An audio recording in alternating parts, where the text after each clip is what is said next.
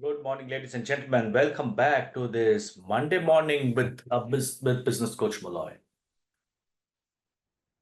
Let's talk about something else today in this Power of Five, day 35 of our series. Because last week I was in Goa and we were doing a training program. The thing that we see in an entrepreneur, and that was what was coming out in the conversations, that everything is exactly what the entrepreneur wants. He has freedom, he has time, he can do whatever he wants to. But when you look at something called the identity iceberg, you only get to see things above the surface. And the multiple things which are below the surface, which the entrepreneur is consistently going through, and which he has to consistently deal with, which is not visible to him, to the external world. And according to a study, 75% of these business owners are concerned about their mental health. And 56% of entrepreneurs globally have been diagnosed with anxiety, depression, and stress-related problems. The reality is that majority of entrepreneurs are not tired or just burnt out or just occasionally overwhelmed. They're not. They're happy working a lot. They actually don't mind working a lot. But what they have been diagnosed with is anxiety, stress, and depression. 70% of the respondents of this study said that they were not concerned about the long hours, but 53% of them said that they were worried about doing it alone, and over half have said that they're worried that the hours often impact their personal lives, their family, their friends. Business Insider, a global organization, published a great article about depression epidemic in the startup community. And the statistics are quite staggering. According to the article, about 7% of the general population report suffering from depression, but a whopping 30% of founders of businesses are dealing with its effects. And this is not unbelievable, because depression is a huge problem amongst entrepreneurs, and and it's time we did something about it. It's time we really look into it and not say that this will also pass. This will pass. And everyone, including me, have at some point in time or at majority points of time in our entrepreneurial journey have suffered this fate, if I can use the word. I don't have the answers for all, but over my research that I've been doing over the past 5-6 days, or maybe slightly more, I found out some things that can probably help me, and 5 things that the entrepreneurs could do to manage their mental well-being and hence their businesses. Because let's not disconnect the entrepreneur and the business. Because without the entrepreneur, the business does not exist. And without the business, in most cases, the entrepreneurs will not exist. And I'm not talking about physically, I'm talking about emotionally. So what are those 5 things that we can talk about or we can look at when we are trying to manage our well-being? The reality is also is that we have very few people with whom we can communicate. There are very few people on this planet who can listen to us. Very few people who can truly understand what you're trying to achieve. Because your visions are big, the dreams are huge, and you know you can do it. But along the way, there are things that create those stumbling blocks. So number one amongst them is keep things in perspective. And entrepreneurship is a deeply personal journey. And it's incredibly difficult to separate your individual identity from the business that you're trying to create.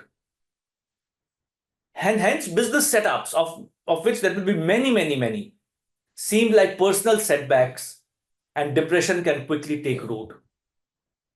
The key to this, and it's very easier said than done, the key to this is to strive to keep things in perspective. Life, like business, is a journey of ups and downs. And while talking to entrepreneurs who have seen this, done this, who have gone through a rough patch, I've often been told that think about your high school. For most of us, there are moments in our high school lives which seem to be monumentally important and in retrospect, seemingly childish. At the time, of course, the pain and anxiety that we experienced was real and raw. However, the more distance you gain from that situation, the less painful it becomes. So while the problems that you're facing right here and right now may seem insurmountable, it is important to realize that these will continue. The current ones will pass. Some will fade with time. But as you move ahead, newer ones will come in. And I've often made this statement to people when they've asked me, how long should a coaching engagement continue? And I've made this statement multiple times, that every new solution has a new problem. Number two, live to fight another day. Entrepreneurs have to accept that the odds are hugely stacked against their success.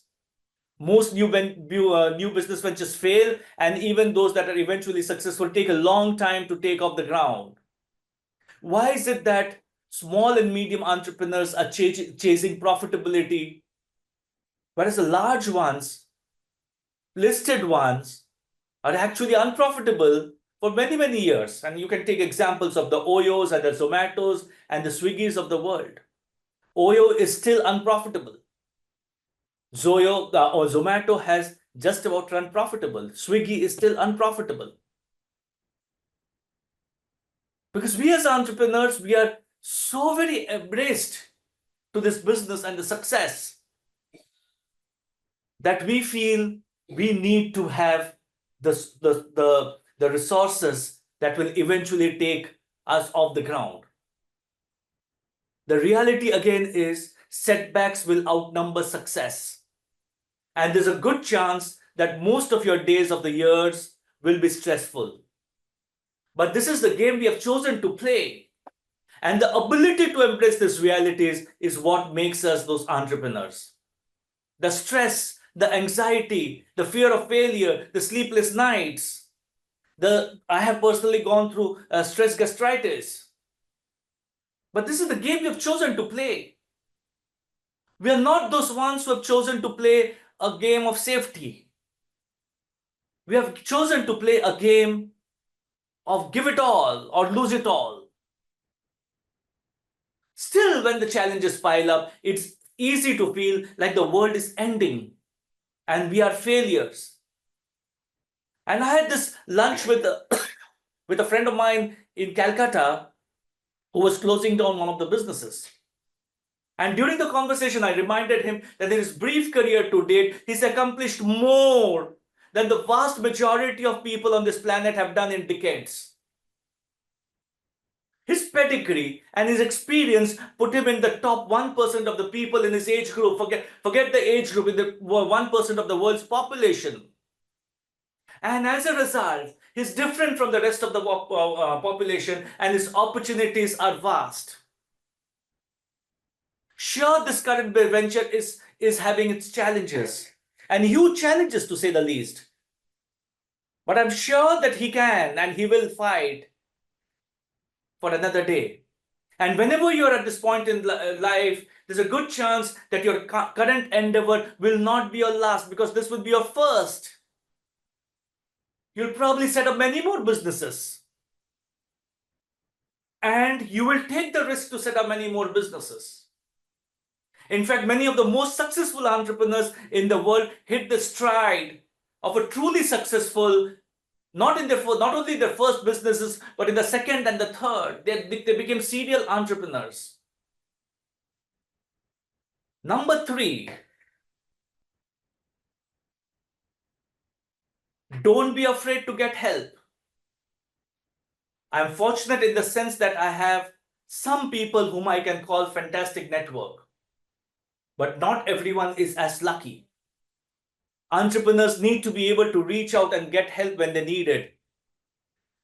This can be very difficult in a world where everyone feels the need to crushing it all the time. Asking for help can be seen as a sign of weakness, which leads to people simply keeping their difficulties to themselves.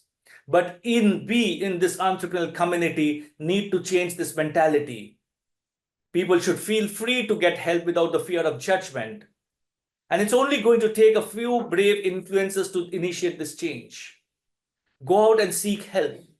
We all need help. When we are in health strife, we go to a doctor. When we're in a legal strife, we go to a lawyer. Go out and seek that person who need not be a business coach, but somebody who will hold you accountable. Somebody who can be your sounding board. I know in this world, these kind of people are far and few. But figure it out for yourself. Find those sounding boards, find those communities, find those organizations that can help you become what you truly want to become. Number 4, practice mindfulness and emotional regulation. The emotional highs and lows of an entrepreneurship can be extreme. Sadness, if not managed, can lead to burnout or depression. And one of the most effective ways to combat sadness is to practice mindfulness. What are some of the things that you can do for practicing mindfulness? 1, daily meditation. 5 to 10 minutes of daily meditation can help you stay grounded and reduce emotional reactivity. Meditation can increase self-awareness, allowing you to recognize and process sadness rather than suppressing it. Breath work. Deep breathing exercise can regulate the nervous system, reduce stress, and improve focus. Techniques like box breathing, inhaling for 4 seconds, holding for 4 seconds, exhaling for 4 seconds, etc. can be practiced. Journaling. Writing about your feelings can provide clarity and sense of relief. Journaling allows you to process emotions in a much more structured way. And the world has seen the success that people have got through journaling. Emotional intelligence / emotional quotient development. By improving your emotional quotient, you can manage your emotional responses to ups and downs of entrepreneurship and life. Learn to identify, understand, and respond to your own emotions. Mindfulness practices can truly help an entrepreneur overcome sadness, but also focus on creativity and decision-making. Finally, number 5, go back to that purpose why you set up this business. Reconnect with your purpose and vision. Sadness and depression often creeps in when entrepreneurs feel disconnected with their original vision and purpose. Running a business can be overwhelming and will be overwhelming with day-to-day tasks overshadowing the larger goals. Revisit your why. Take time to reflect on why you started this journey in the first place. What motivated you? What impact do you hope to make? Reconnecting your why will reignite the passion and remind you that the setbacks are a natural process of achieving the meaningful goals. Every 6 months, every year, start setting up new goals. And whenever you are sad and depressed, set new goals for yourself. Don't let go of the ones that you have, but set goals for yourself. So I was listening to this very, very successful coach. And he said when he was at the beginning of your journey and he was selling from stage, he was not able to get people to sign off. And one day his team told him that, sir, why don't you reduce your pricing? Maybe you will get some people sign off. And this is a common mistake that we make, and I have made this, and I've seen so many people make this. When we are not able to sell at the price point we want, we start discounting the pricing. But what this gentleman said in this video was an eye-opener for me. And he told his team that day that if people are not buying this program from me at X, what about doing X plus 10. What about increasing the pricing? Probably they're not seeing the value that I bring in. Let's try increasing the pricing and let's see if it works. And what he said was astounding, that when he increased the prices, people started signing up. Sometimes we under project ourselves. Sometimes we undervalue ourselves. And like I said, you are 1% of the world's population, less than 1% of the population who had the guts to give up a comfy life and start what you wanted to do. So when sadness sets up, that you feel you're not moving, that you feel you're stagnating, set new goals. Because setting those goals will give you a sense of direction and purpose. Take time off. When sadness lingers, it may be a sign you need a break. Taking time off from the business allows you for reflection and relaxation. Not all of us can afford it. But can we at least disappear for a couple of hours in a week and be with I and nobody else? And reflect on all these things that have happened? Or why is it happening? Maybe sit on the beach, go and watch a movie. But give yourself space where you are with yourself and nobody else. Reconnecting with your purpose can help you regain motivation and alleviate feelings of sadness and sustain long-term fulfillment. Entrepreneurs face unique emotional challenges, and sadness is a part of the journey. However, by reframing failures, building a strong support network, practicing mindfulness, prioritizing your health, reconnecting with purpose, entrepreneurs can overcome. Never ever expect that your life will be easy. Wish you were better. Life will be difficult. Life will become more difficult because every new thing that you do, every solution that you bring into your business will have a new set of problems. Take proactive steps to manage your emotional well-being, because that is essential for the success of your business. You cannot give up, because if all entrepreneurs decide to give up, who's going to bring in the change? Who's going to create the employment? Who's going to have newer products coming in? Who are going to bring in newer services coming in? You owe it not only to yourself, but to entire world that you have to be truly a happy person and happy entrepreneur. Thank you so much for being with us. My last 5 days or last 2 weeks has been an eye-opener for me, as I've spoken to multiple people, and I just wanted to share these 5 things, because I know many of you out there are going through the exact turmoils that I am going through at this, or I have gone through, or I will go through in my journey of entrepreneurship. Till next Monday, same place, same time. And with a promise that you will not only take care of your business, you will take care of yourself.